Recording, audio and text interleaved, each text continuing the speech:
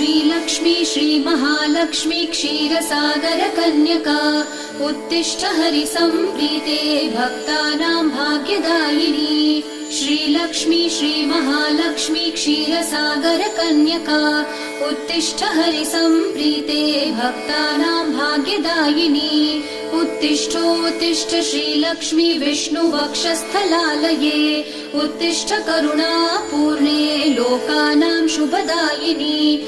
उत्तिष्ठोत्तिष्ठ श्रीलक्ष्मी विष्णुवक्षस्थलालये उत्तिष्ठ करुणापूर्णे लोकानां शुभदायिनी।